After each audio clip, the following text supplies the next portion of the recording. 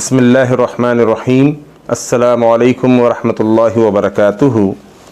हमारा सिलसिला बिल्कुल अपने इख्तिताम पर जा रहा है और आज फ़ज़ाइल आमाल के हवाले से ये मेरा आखिरी वीडियो बयान होगा और उम्मीद करता हूँ कि अगर नेक नियति से और तहक़ीक़ से मेरे पिछले क्लिप्स आप अहबाब ने सुने हैं, ख़ास तौर पर मेरे तबलीगी जमात और देवबंद के अहबाब दोस्तों ने, तो इंशाअल्लाह रहमान उनकी इस्लाह हुई होगी अगर उन्होंने इस बात को समझकर गैर तक़लीदाना जहन से सुना है। आज आखिरी क्लिप है फ़ज़ाइल दुरूद, इसी सिलसिले की एक कड़ी है फ़ज़ाइल आमाल, फ़ज़ाइल सदक़ात, फ़ज़ाइल हज, और आज आखिरी फ़ज़ाइल दुरूद के हवाले से मैं आपके सामने बयान करना चाहता हूँ। सफ़ा नंबर 116 है।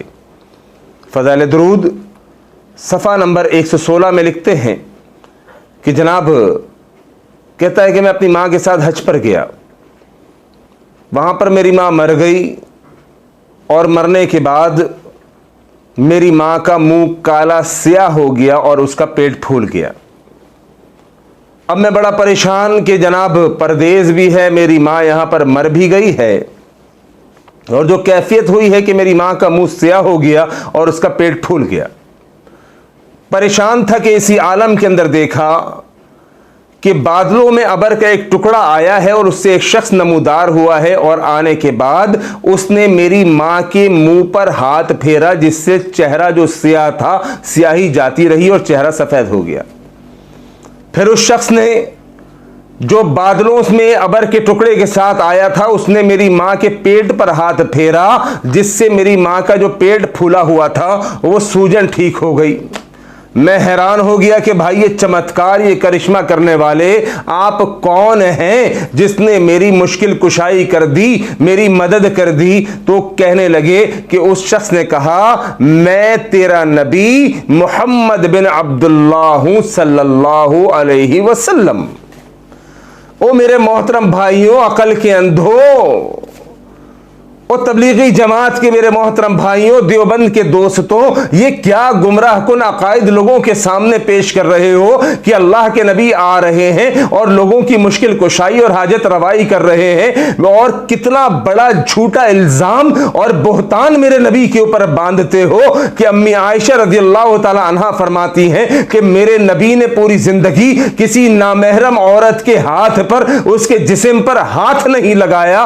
तुम ये क्या लिखते हो कि मेरा नबी उस औरत के जिस्म पर, उसके पेट पर हाथ फेरता है, उसके चेहरे पर हाथ फेरता है? ये नबी की बेअदबी नहीं तो और क्या है? फिर यहां पर तेरी मुश्किल कुशाई करने के लिए नबी बनफ़्से नफीस खुद हाजिर हो गया। वो अल्लाह की कसम है, नबी उस वक्त क्यों नहीं आया जब करबला के मैदान में हुसैन मौजूद थे और हुसैन की मदद के लिए रज़ियल्लाहु ताला अन्हो ये नबी क्यों तशरीफ नहीं लाए? फातिमा रज़ियल्लाहु ताला अन्हा रोती रही, परेशान रही नबी के इंतकाल के बाद। कभी फातिमा के सर पे हाथ रखने के लिए, फातिमा के आंसू पोंछने के लिए मेरा नबी क्यों नहीं आया? सहाबा पर मुश्किल लम्हात आए, माई आयशा पर मुश्किल लम्हात आए, अपनी चहीती बीवी आयशा के पास मेरा नबी क्यों नहीं आया? सहाबा की आपस में मुखालफतें हुई, लड़ाइयां हुई, मामलात हुए, इनकी सुलह कराने के लिए मेरा नबी क्यों नहीं आया? ओ मेरे मोहतरम भाइयों, इन सवालात के जवाबात अगर तुम्हारे पास नहीं तो अपने उलमा से जाके सवाल करो कि वो नबी कभी लोगों को पानी पिलाने के लिए आ रहा है, वो नबी कभी लोगों की मुश्किल कुशाई के लिए आ रहा है, वो नबी कभी लोगों की औरतों के पेट पर हाथ रखकर उनके पेट की सूजन दूर करने के लिए, कभी उनके चेहरे पर हाथ फेर कर उनके चेहरे की स्याही दूर करने के लिए आ रहा है। ये किस तरह के गुमराह कुन अकायद लोगों के दरमियान फैला रही है तबलीगी जमात, और कहते हैं कि जनाब हम तो बड़े मवाहिद लोग हैं।